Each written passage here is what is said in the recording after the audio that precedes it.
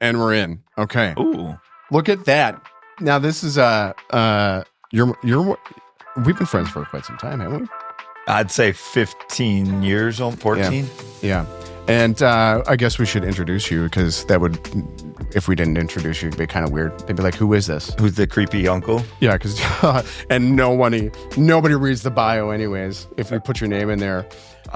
You're like 6'1", aren't you? I'm like a couple inches shorter than you. You can't even say it with a straight face. I am 6'8". I don't believe it, but Yep. We'll take a measuring tape after. Okay. Your name? I am Scott Klaas. Okay. And why are you here? I am here. I don't know. I mean, you kind of drugged me and brought me here. I am here. Against your will. I am here to talk about risk, doing hard things, the benefits of all that. And really, if a listener could hear this and, you know, they have their own thing that they've always wanted to do, or they've wanted to do for a couple years or 10 years, and they hear this and are like, you know what, I'm going to do it. I think it would be an amazing use of time. I'm excited about that too, because, well, first of all, we have known each other for quite some time, and I'm going to get a little sentimental. Don't cry. But I've definitely looked up to you, no pun intended, because it's real. I do look up to you literally every day, because I'm staring up at a 6'8" man. I'm 5'7". So, but no, you definitely, it's not like, okay, so there's motivation, dedication. Everybody could, I guess, learn to have that. It's taking the next step is, I think, if people are scared to do it. Yeah. Like, so we're going to talk about taking that risk to like whatever their, like you were saying, their dreams are to open up a bakery or something. You were mentioning off the pod, and how they could overcome that. Because you've done a lot of stuff, not just in business, but personally, that is a huge accomplishment. And so, I mean, which one what would you like to talk about? Business or personal? I think we start business, because that's how we knew each other. Okay, so let's do that. We actually used to go way back. Back in the day. Yeah, so we used to work at a brokerage, a smaller brokerage. I wouldn't say smaller, but local brokerage, and then, which also was a risk for me too, but we'll get into that first. Can I tell a story about when we first met? Yeah. So you came in. How many jobs did you have? I mean, this relates. Yeah. I had 2 other jobs besides, so 3 total with real estate. And UPS was part-time supervisor, and then I bartended weddings. Okay. So you could tell you were hungry. You wanted it, but you were so, I mean, you're just so naive and so green. And I mean, you just had I just remember your shirts were always like wrinkly, and you had crumbs on them, and like, but you were just you're like a little kid with the energy, and you just figured out what you had to do and freaking did it, and quit your job like a year later, and then and then quit the other one, Scott Allen, because I was pretending to be a realtor. I was like, all I did was go to the networking stuff, going to the events, but I wasn't doing like the realtor activities I should have been doing. And that's when Scott Allen kind of took me under his wing. And after we put a plan of action together, like it was 6 months later is when I actually quit all my jobs and went full time, which is actually pretty crazy. We're interviewing you here. This is my podcast. Yeah, I know. Yeah, dude, I'm what a podcast host here. Just the Jeff Nevin show about me, always about me. But for you, so we met. It's a same office or whatever. Yeah. What? And then you started. Yeah. So we were both very successful realtors, and I remember just being the good part about real estate is if you do a good job, like, people refer you, and then you just every year you just should make more and more and more and more. But there's a limit to what one person can do. You know, I was doing 73 deals, I think, that year, the last year there by myself. Dang. And no one was talking about, hey, you should have an admin, you should have help. And I just worked nonstop. I actually was in the hospital with ulcers and just like making myself physically sick. Shut up. By how much I was working. Really? And really the solution at the time was, hey, good job. Like, go sell more houses. And I'm like, but I can't. Like, I'm dying. I had a young daughter and, coaching, and it was just miserable. I almost got out of real estate. And no one locally was talking about how to treat it like a business, real estate. It's a job, go out and do this, go out and do that. But it's like, how to hire, who to hire, how to lead them, how to keep them, how to pay them, how to retain talent, attract talent. Like, none of that was a conversation. And I knew that Keller Williams was the company talking about that, but they didn't have it locally. So we went from the number one brokerage in, the area in the state to, I just remember people would be like, oh, it's so nice you started up your own real estate company. I'm like, no, this is the top company in the country. It just wasn't here. So Keller Williams was Keller who, and three of us went to leave the company. And basically, have you seen Jerry Maguire, the movie? No. Where he's like, who's coming with me? Oh, yeah. I mean, that's how it felt. That's also Half Baked too, isn't it? I think. He's like at the record shop. He's like, who's coming with me? Yeah, it's probably a spoof on it. Yeah. But it was three of us, and we didn't have an office. We left, the safety of that. I could have been there the rest of my career. It just wouldn't have been what I knew it could have been. How were you approached on that, though? How did you get that opportunity? Well, I would say me and my business partner Jeremy, we would meet at our office, which is Cleveland Pub. Actually, can you hold on 1 second, because I want to give another 10 seconds for my sponsor again. That is not my sponsor, Liquid Death. Please sponsor me. All right, sorry. So thanks. I love it. Thanks. Wait, I blacked out. No. What happened? All right, sorry. Business partner at the time.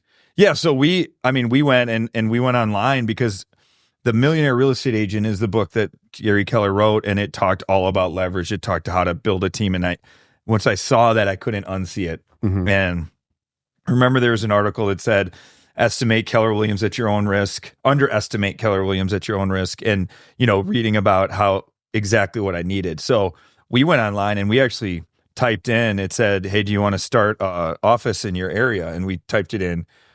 We didn't hear anything for like 3-4 weeks. And then we were also approached. There was a Keller Williams getting started like 10 months earlier in the Whitefish Bay area. And they, someone was like, hey, you guys should really talk to Scott and Jeremy. And so we were wanting to hear, and then we got connected. And from there, it was just like, how soon can we do this? Yeah. And I know you mentioned in the beginning of that story that it was, it was scary. Like you were comfortable, but struggling because it was stressful. You're doing 73 houses by yourself, which is insane. Making that move, like, what did that feel like when it came to like being scared to take that risk? And how did you kind of overcome that to tell yourself, I'm making that leap to do it? Yeah. Because I think that's where people get stuck. Definitely. Afraid to jump. And I think, how did you push yourself to jump? One thing that that I love to joke about, it's actually a real story, is I was going to get out of real estate because I didn't see a way. I just sell myself as like a 75-year-old that hasn't gone on a vacation for 40 years. It hasn't, had a real life. It's just always Groundhog's Day, basically. And I applied for a job as a garbage man. Because I said to myself, I had two rules. I said, I want to have set hours and I don't want to think about work outside of work. Yeah. And I'm like, I bet a garbage man, set hours, there's no way I'm going to like stay up at night wondering about how to, be a better garbage man. And they probably have really good benefits, Yeah. So that was literally my mindset. Okay. And I was just like, no, I put so much into this. I don't want it all to go to waste. And when my biggest fears were, even though every year I sold more homes and I made more money, I would wake up on January 1st with like nothing, because my income would increase and my expenses would increase. My lifestyle would increase. I didn't, and with real estate, you know, you don't get taxes taken out of the paycheck. You don't get savings in the paycheck. It's just, yay, you know? Yeah. And so I was very scared about switching and then not having money. Like that was my biggest fear. And actually when I sat down and did it, the manager said, you're successful because of us. Like you're going to be back. From the other, yes. Like the one that we left. Yes. Yeah. And I said, oh, that's what I needed to hear. Thank you. Wow. But the biggest piece was, as far as timing, we did it on July 7th, and real estate is really hot in July. I had a ton going on. I was listing, I had like 3 or 4 people that wanted to, actually I had 7 people that wanted to list their house. So I could have easily said, I'm just going to wait. I'm going to wait till it slows down. I'm going to wait till this. But the specific thought in my head at the time was, if I wait till October, then it's going to take me 3-4 months to get normalized and settled. And then it's going to take 3 or 4 more months for like the real estate to start closing. So my entire 2016, half the year is going to be shot. If I do this in July, I can use 2015 to switch, to get settled, to do all that. And 2016 comes, like I can hit the ground running. So my biggest 2 fears were around money and around just the timing of it. Okay. So obviously you did it. You were like, there's no better, like there's just never going to be a good time. Yep. Which I could talk about mine later, my situation. However, this is not my podcast about me. We're going to talk about our Scott Klaas. Liquid Death. Sponsors, not sponsored. So, I mean, you're basically almost talking yourself out of it. Yeah. In a way. Yeah. Then was it the moment being told, like, well, no, because they already knew. So what was that moment like, taking that step? Like, how did you almost convince yourself the opposite way? Well, I had, like I said, I had 7 people that wanted to sell, and it's almost harder to have the conversation with a client.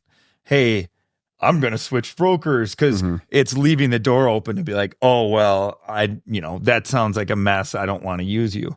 And so that when I had those conversations, hey, I'm thinking of moving, blah, blah, blah. And they're like, cool, whatever, like they didn't care one bit. And I said, this is what we're doing.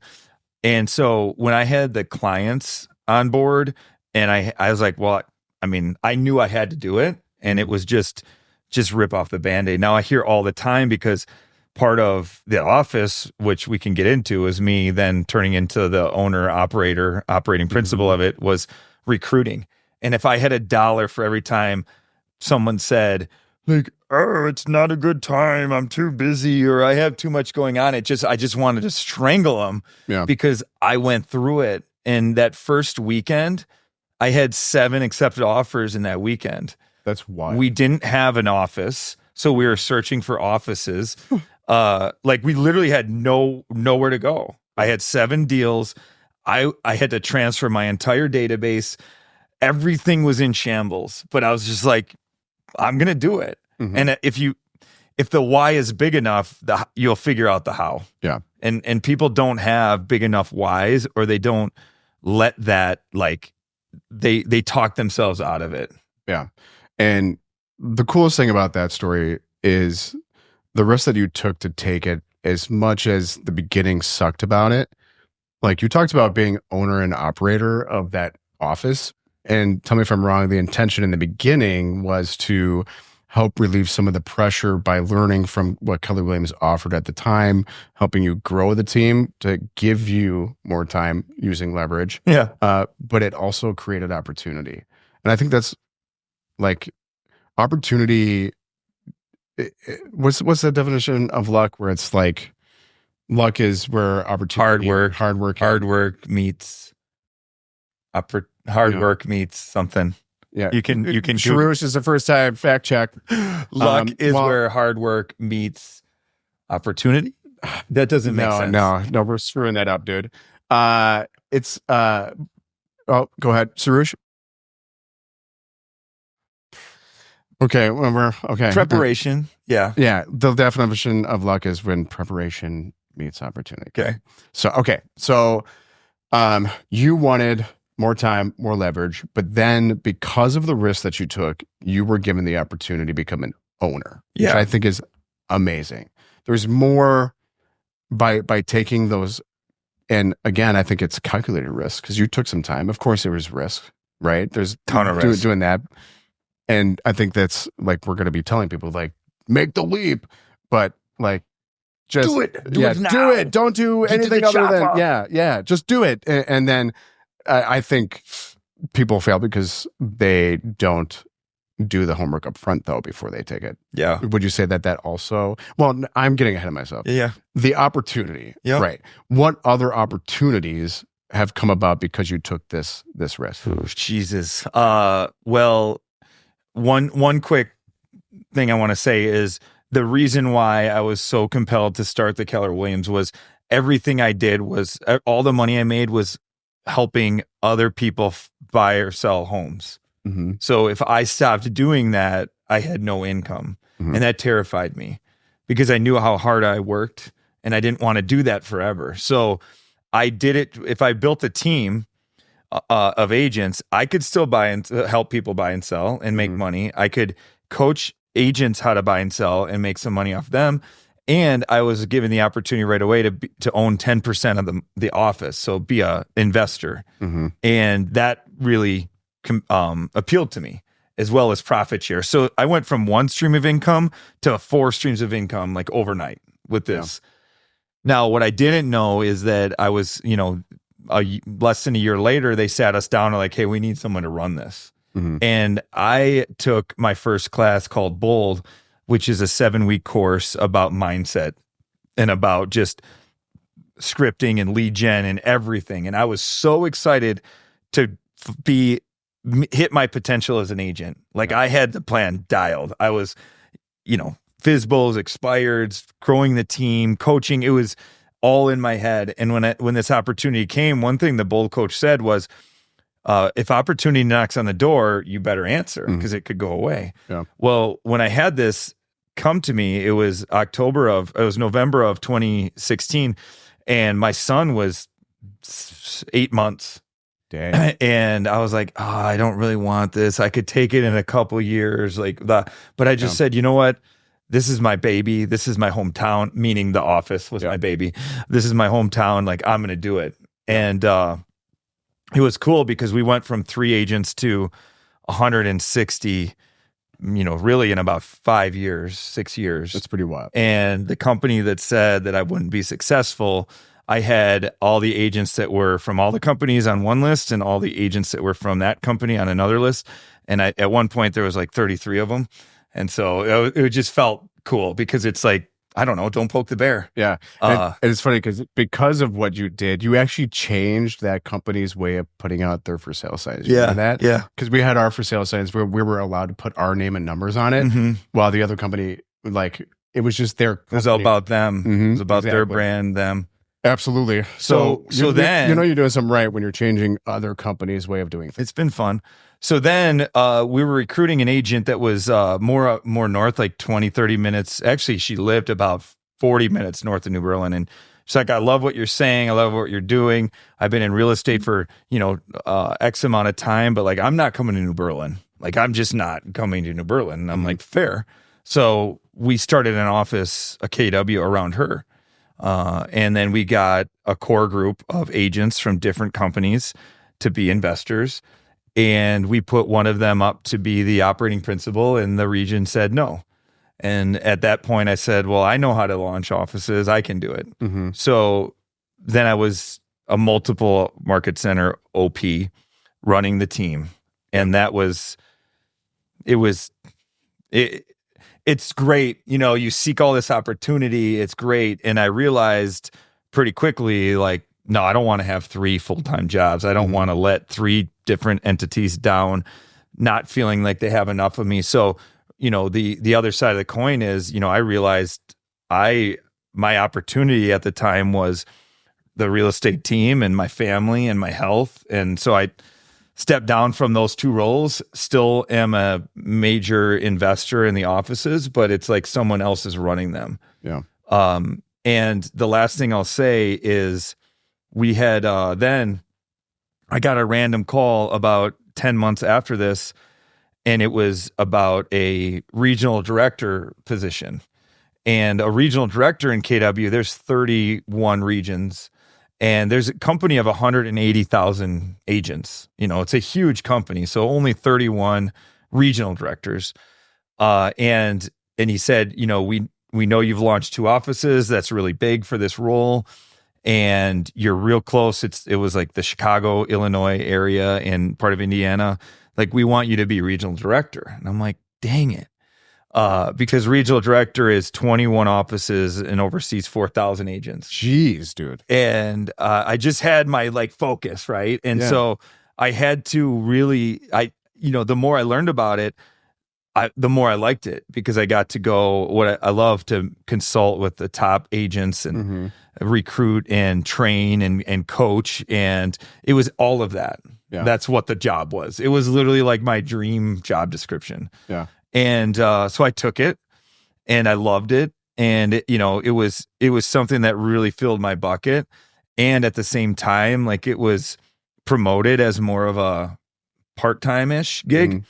And it was more than full-time. So you took a risk, and now to help create more time for yourself, and you just took. Now, if I ever have opportunity, I'm just going to tell you, and I know he's going to do it, because apparently you take on everything that you're presented. But no, for real though, what, I guess, why, dude? Why take it on? Yeah. When I guess the whole point was to dial back, but you just hit it head on. That's a whole nother animal. It's kind of like, hey, I'm a great realtor. I can sell houses. Now I want to build a team. It's a whole different skill set, mindset, everything. Have you seen the show Office with Michael Scott? Oh yeah. So he's an amazing paper salesman, and then they're like, let's give him the manager role. And the whole point of the show is how big of a moron he is as a manager, right? And so I coach, or I don't really coach, but I consult with these agents that are so good at real estate. And then they say, hey, I'm going to build a team. And it's okay, but just realize it's a very different animal. Now, I'm very good at leverage, and I'm very good at working my way out of jobs and that. What I haven't been good at up until, hopefully July of this year, is then not taking on more. Yeah. Because it's the idle mind is where is the devil's playground or something. Yeah. It's I built it. I have this balance. I have all this, and it's ooh, shiny object. So that's a whole different skill set. Yeah, because it's hard. It is, and really the opportunity as regional director, I kind of needed it financially. It was a huge salary. It was a 401k. It was benefits. It was a FSA and HSA. It was an employee. I never had that. And I'm like, ooh, I can have this as my security, my foundation. And I can sell real estate, and it can be the best of all worlds, especially if it's only, 25 hours a week, 30 hours a week-ish. But, it really turned into being gone almost every Wednesday, Thursday, Friday, and, just being on the road and having bourbons on a Wednesday night and steak. And, before I knew it. Bloody at 8 a.m. before your flight. In 10 months, I was up 12 pounds. And, I'm just yeah, I got really good at my priorities. It was kids, health, and then my team. And it's I couldn't have those 3 if I wanted this 4th. So I either had to give up one of those 3. I had to give up coaching and time with my kids, or I had to give up my health, or I had to say, sorry, team. And those 3 things were non-negotiables. And I got super clear on that. Dang, that's you can't get rid of your kids. Well, I mean, not get rid of them, but I told that when I was interviewing for this role, I was like, hey, I can do this, but I coach my kids. It's very important to me through sports to teach them life lessons. I learned so much through sports. And he's like, yeah, no problem. And for example, actually tomorrow is my son's first basketball. Dang. And so now I have 2 kids in basketball. And he's as tall as me. Yeah, he's 5'8". Yeah, it's kidding. How old is He's he? in third grade. He's in third grade, and he's taller than me. He looks down at you. Yeah. But I actually am coaching both my daughter and my son in basketball. And you can't sit still, dude. Well, there's no way that I could have done that. You're right. And this to me is amazing. Like to be done with work and then to go pour into them. Yeah. It's just like, they may not think it's awesome now, but I think one day they will. Yeah, they will.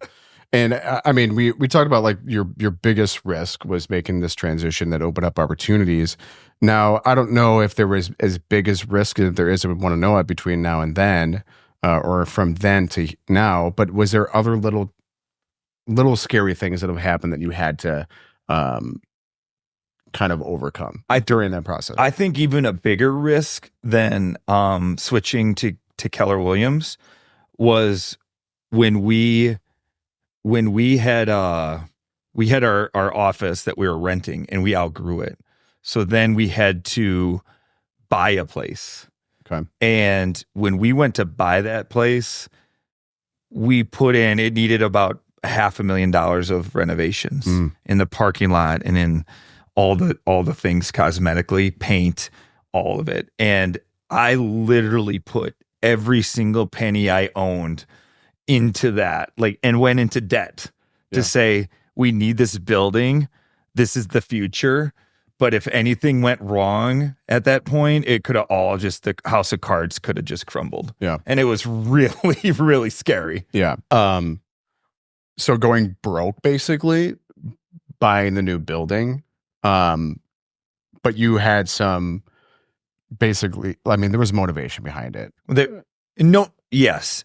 Because it was the future. One, now we own a building. It's the 26,000 square foot building on the second busiest intersection of New Berlin, which New Berlin, again, is like my baby. It's like my hometown, And so there's pride in that and pride of ownership, not giving someone else money. The other thing is, I knew, like, in the Midwest, agents really love offices, and it's like a Cheers environment. You go into the building Big and time. you shoot the shit, and you can say shit, right? Yeah. Shit. And Sarush is giving me the thumbs up. Yes. That shit's okay. Yeah. So it was awesome. But the best part about it, as I look back, is I don't think anybody knew how stressful and how terrifying it was. Yeah, that would be absolutely terrifying. But how long did it take? So, I mean, I don't want people to know, like, they take a risk and they take a jump, and then just because they do, it's their life was just easy going because they took that. How long was? I mean, maybe I'm wrong. Maybe it was like immediately after doing it, there was no struggle and everything was hunky dory, or was there like a time period after, like, okay, I'm going to decide that I need to get this office, as scary as it is? How long did it take to kind of feel like not worried about it, like that fear of I'm going to be broke? How, so I guess talk a little bit about how long that took to feel like that decision was the right decision. Yeah, in order to buy it, we had to get some money from kind of a random. It wasn't hard money, but it was like a random investor, and so we had that loan tied up, and we had I remember we had like 3 loans. We had the mortgage, we had 2 other loans. And this was 2018. So our team was doing pretty well. The office, we were the number 2 office launch in the country. And then we almost doubled our profit the next year. And so things were going well, with real estate and with the money. And I remember it probably was about a year when we were able to pay off those little 2 and just get it into one. And that feeling just felt amazing, because then the monthly payment went down. We were able to start making money from the actual building. It was no longer a liability. It became an asset. Yeah. And just kind of slowly building the funds back up. But I'd say it was probably about a year until it made its way to the bank account. I mean, I knew pretty quickly that it was the right decision, because we kept adding agents, and it was a buzz, and when we had that open house party. Yeah, that was awesome. And the place was packed, and the mayor was there, and the ribbon cutting, and I don't know how much champagne we had and like beer and all. I mean, it was so damn fun. In that moment, it's like we made the right decision. It's good. Just now it's got to be time over task of like, we put the hole, we've sealed the hole in the boat, and now we can like start getting the water out. Yeah. I don't even think I was there for that opening. I could look back at photos. You might have been there physically, but not mentally. Yeah, or you just couldn't see me. We saw like this beautiful head of hair. Yeah, no face. Yeah, We're like, who's got that fantastic hair? Whatever. Mayor's here. Yeah. So you've like accomplished a lot in like that aspect, but now I know we were talking a lot of the accomplishments like personally. Yeah, because you talked about health. Yep. And you did the speed walking competition. You became like number 1 in speed walking, I thought, right? I lied about my age. That making that decision to be a speed walker? I lied about my age, so I am number 1 80 plus age group speed walker in the history of our country, I think. I think so. The tallest one too. Yes. No, kidding. But you did the Ironman. Yeah. You'll never be Ironman though.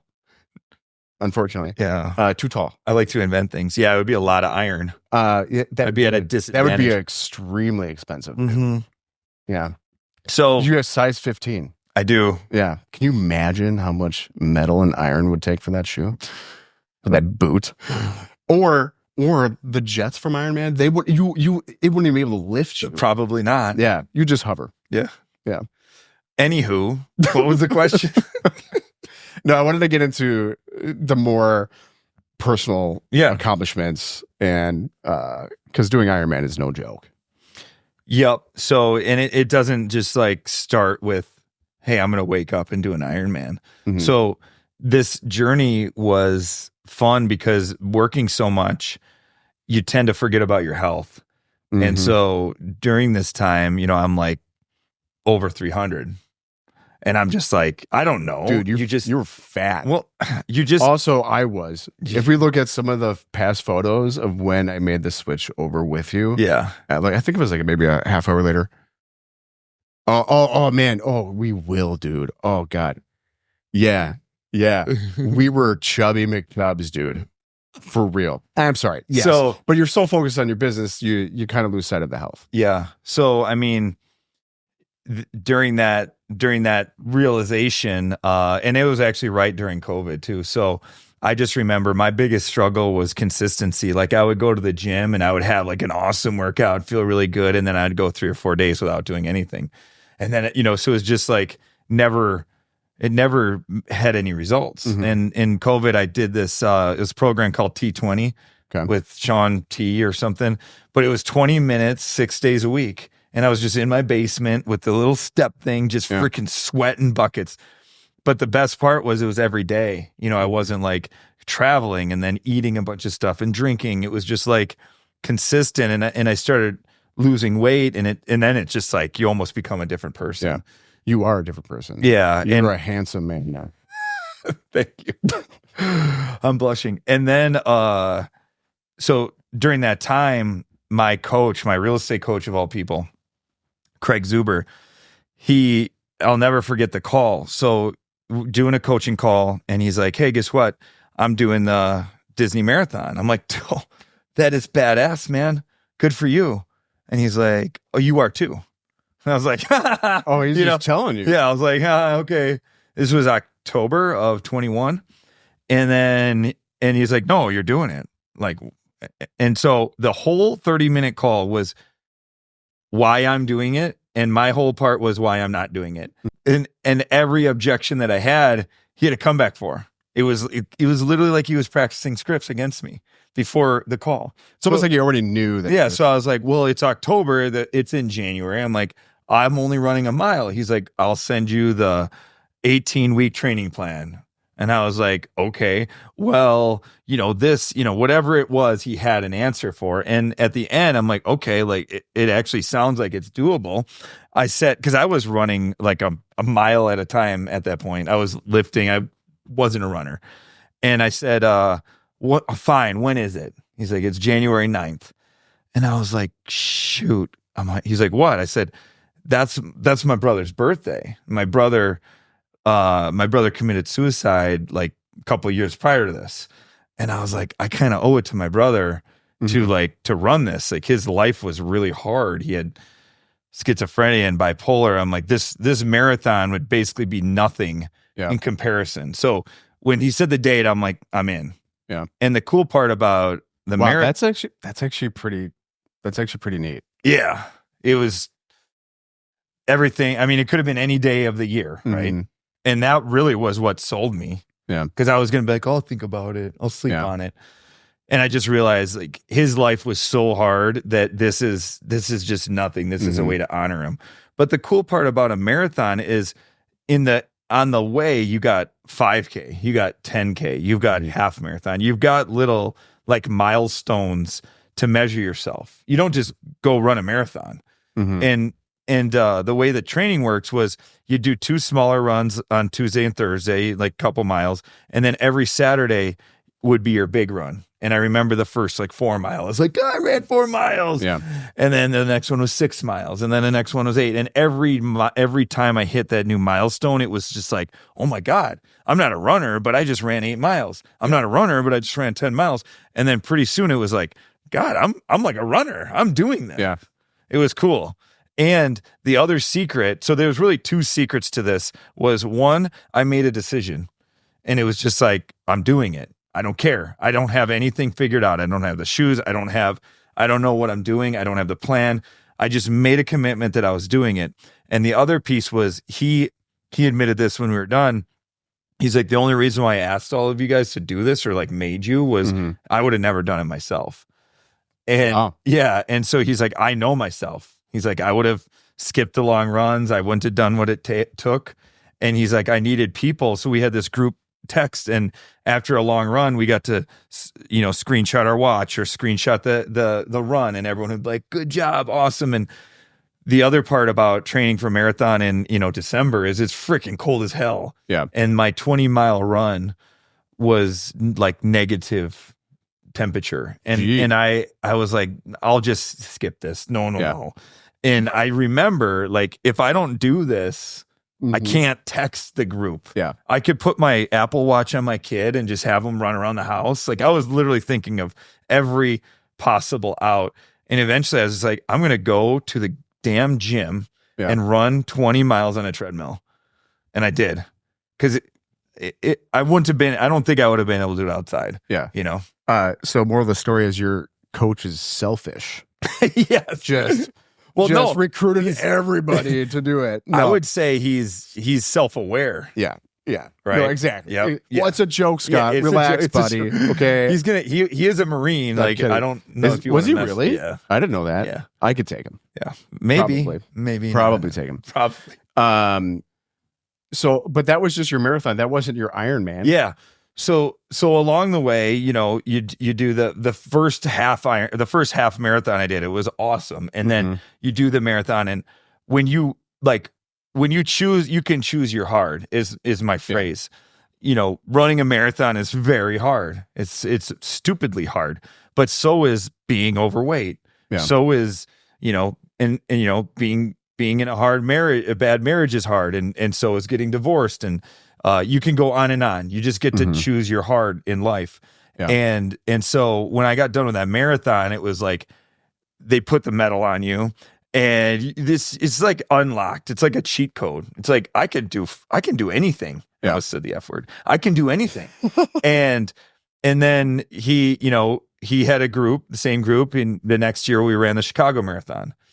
And then he's like, hey, I'm going to do something crazy. He's like, we're doing the Ironman 70.3, which it's technically like a half Ironman, because you can do twice that. But the Ironman is still swimming a mile, 1.2 miles, biking 56 miles, and running a half marathon.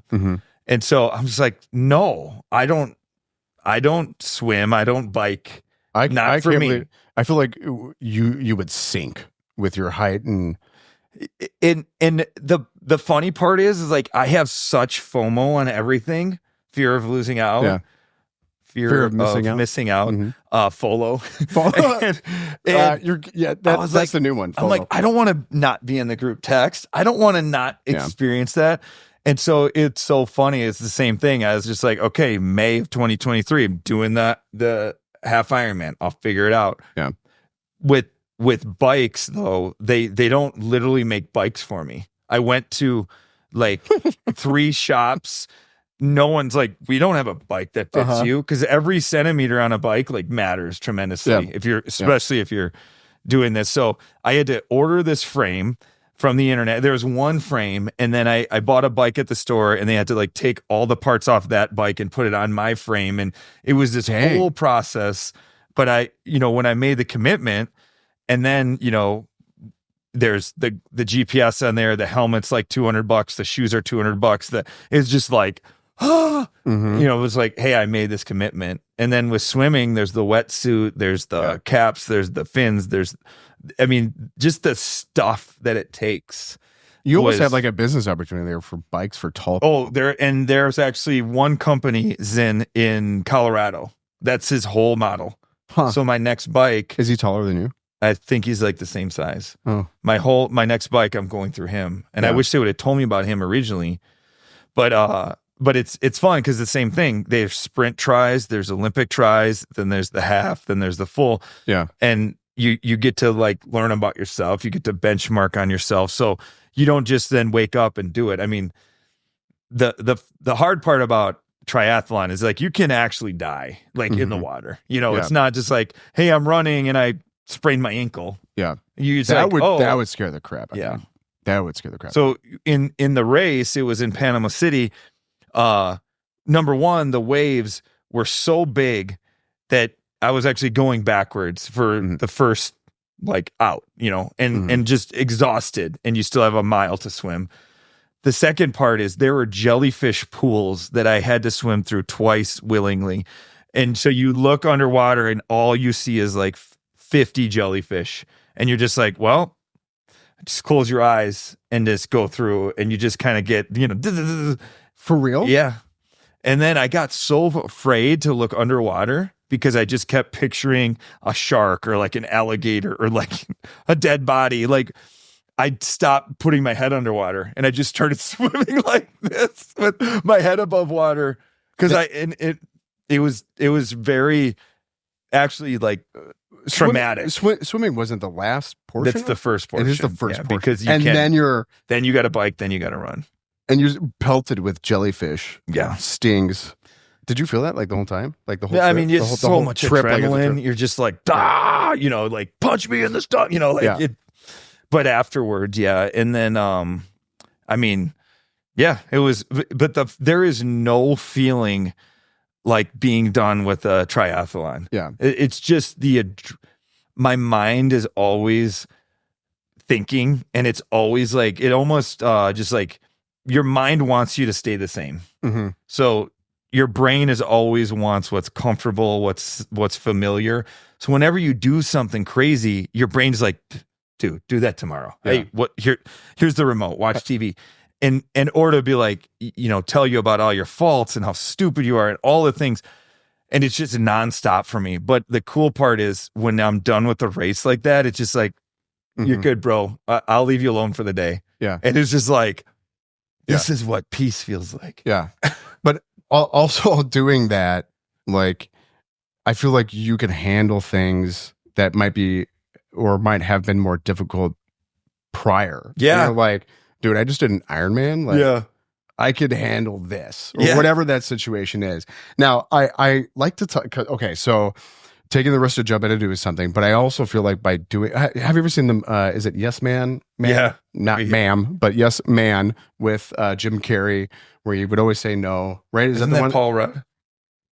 Fact check. Saruj. The one with Jim Carrey where he'd always say no, and then he, like, I don't know what, I forget how the story goes, where he had to say yes. Yeah. Damn, it was. What is it called? Carrey. Oh, but the movie is Yes Man. Okay, that's so funny. It's like a Mandela effect. I could have swore it would have been, but I'm thinking of I Love You Man. No, it's because you think I look like Paul Rudd. That's true. But Paul Rudd's in I Love You Man. Yeah. That's I love you, man. Gotcha. Man. Yes, man. Yeah. You, Paul Rudd, like it all circles. Like, because like he started saying yes, he started getting like the different opportunities he never would have had before. And I think what we're seeing here is even with buying into the franchise or starting the franchise, it created a bunch of opportunities. When you started to work with your coach and said, yes, I'm going to do the marathon and then Ironman, did you have any opportunities come from that? You know, I guess it doesn't have to be business, but it could also be personal, not just the running part and feeling accomplished from that, making life easier to tackle certain things. Did opportunity come from that? Because you said, all right, we're doing it. Yeah. So opportunity can show up in many different ways. So the opportunity, and by the way, my mantra now is I want to turn down more opportunity than I would have ever had if I didn't start this. Meaning like I'm okay saying no to things. But the opportunity that I got was the group of people that I got connected with. So you're familiar with the group, the Modern Men. I'm so happy you brought that up, because I hope that somebody from the Modern Men is going to watch the podcast knowing that their friend Scott, I want in. I've been asking him, and I guarantee you guys don't even know my name. But now I think by interviewing you, I get the opportunity. I think you're in. So to be in the Modern Men. Here's the fun part. When I said yes to this group, the people in this group are top agents and coaches across the country. So then I'm driving. It's a Friday. I'm driving to coach my son in basketball. It's like 4:45. The game starts at 5. I'm kind of like running late. And I get a call from Tony Baroni in Tampa, top agent, cool name. And he's like, hey, we had someone back out of this trip we're doing. We're going in the woods for 3 days backpacking. It's like with a Navy SEAL. It's going to be awesome. It's going to be $2,000 and it's a non-refundable, but I need to know. Like, we need to know right away. And I was like, okay, I was like, this sounds awesome. I'll call you tomorrow. Like, I'm about to coach Ben, whatever. Yeah. It was like 4:58 and I texted him back, I'm in. Because I was like, who's going? And the people that were going, I'm like, I want to be around those people. And that was an opportunity directly related to the run. And then from there, the next thing was the two guys from there were, hey, we really want to start a group of men that are very successful at what they do. And we want to take trips once a year. In the trip, we have every day we do something hard physically. We have a speaker, so we learn, and then we do an activity that we got to be present for. And that's kind of like the mantra or the pulse of the trip. And the cool part about that group is it's very rarely about real estate. It's about how to be a better dad. It's about how to build wealth. It's about being healthy. It's all the things we talk about real estate, but it's not like, hey, let's quote, it's more encompassing. And with that group, I'd say none of that probably would have happened. A, if I wasn't with the coach I was with, and B, if I wouldn't have been someone that said, hey, like, let's go. Because the people that said yes to it and then didn't do it, they didn't get invited to the Chicago one. They didn't, you got to have your actions match your words. Absolutely. I like that, actually. How you said that. I'm pretty sure you didn't make that up. No, I didn't make anything up. Well, it's funny because Sarush and I did another podcast where it talks about the people who you surround yourself with. Is who you become, and that's actually really cool. And that's why I want to be on Modern Men. Do you guys have a logo and a T-shirt and stuff? Right? We're actually sponsored by Liquid Death. That's pretty cool. Damn it! We do have a logo, and we have T-shirts and shorts and hats, and I have a bag, and I have all the things. Dang. Okay. A towel? Yeah. Sunglasses, everything. Forehead. I was going to say something else, but that would be inappropriate for the podcast. So, all right. Because I think a lot was mentioned, and I think what if you could sum up something that people could take as actual items, like right away. Like what would you be somebody taking a risk or jumping into something or create opportunity? What do you think is something that people need to watch for or do or I'll let you. Well, you mentioned this is just putting a ribbon on everything, but you mentioned that things would be easier now that I'd done that. Now you do a lot of calling, FSBO, for sale by owners expireds. Could you imagine how much easier it would be to call a for sale by owner like after you completed an Ironman? You'd be like, what? But 99% of realtors would never call a for sale by owner because they're scared to death. They think they eat their own kids, or they're going to be mean or whatever. Like, but it, so it makes everything easier. So that's the best side effect of all of this. Now, in order to take action, because again, I said the number one goal of this would be someone listening and saying, I'm going to do it. Yeah. There's a switch cost to everything. And the switch cost is we're either running away from pain or we're running towards pleasure. Yeah. And running away from pain is way more motivating than running towards pleasure. Yeah. We're always running from pain.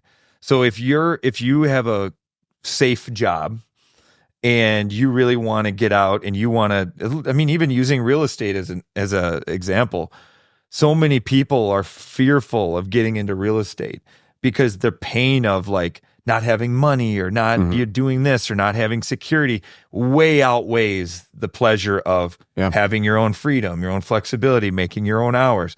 And so they just sit in inaction. So there's an assignment you can do, and we can, I mean, maybe have it in the link or whatnot.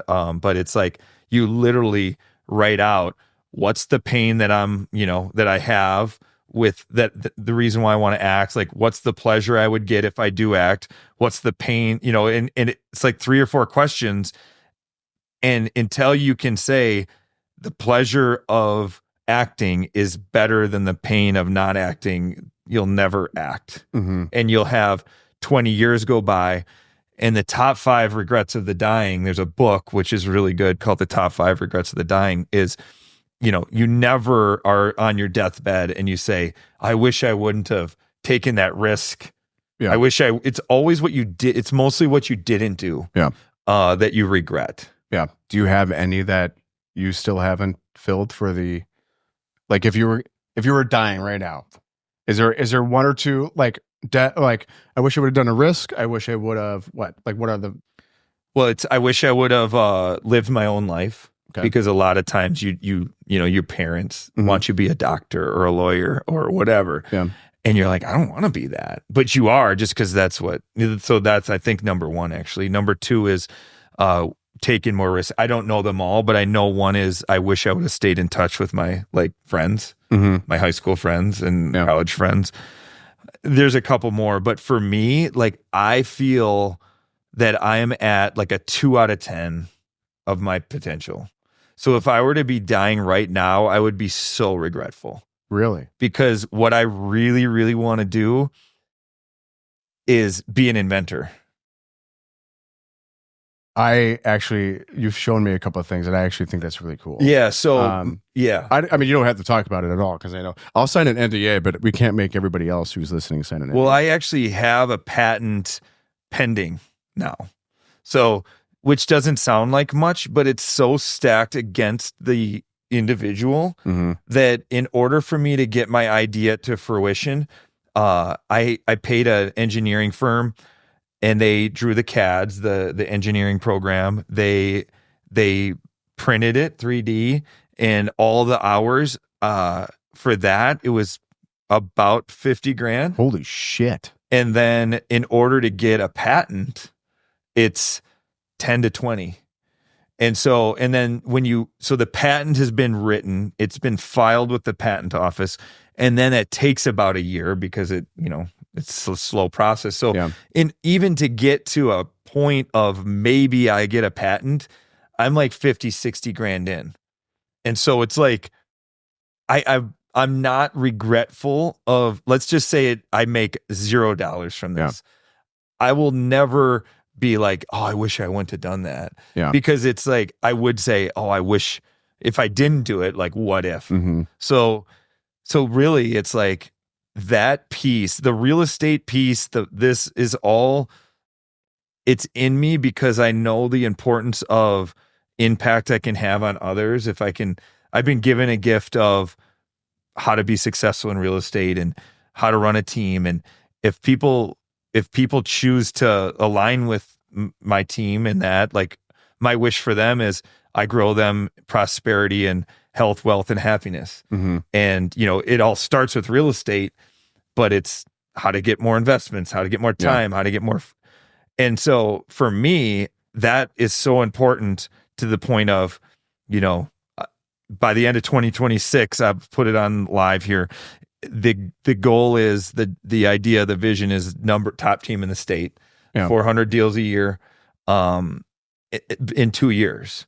And so that piece is like in me, and it hasn't happened yet. So again, it's like, I can feel like I can do so much more. Yeah. But the creations piece or the inventions piece, like I've got probably 6 to 8 things that if I can even break even on this, or I can get something out of it, I would just keep going with the invention. I would never give up the real estate, but it would just be like, I could actually see you giving up I could actually see something happening where you actually get this going. Yeah.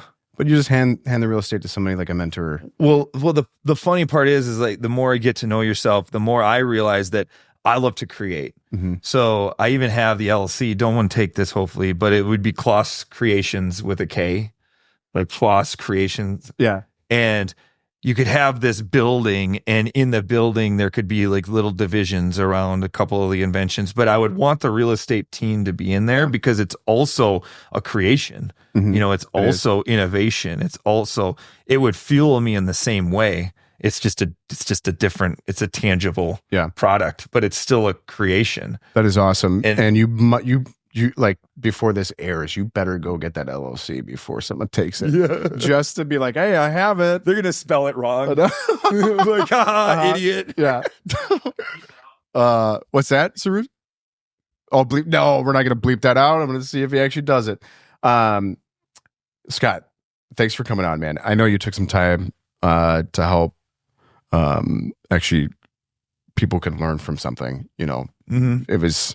You didn't have to do it, so I really appreciate it. Scott Klaas, one more time, thank you very much for coming. And you actually have your own podcast. What you want to tell like a little bit about your podcast? Yeah, sweet. So yeah, my podcast is called No Fear, but it's an acronym: Fake Events Appearing Real.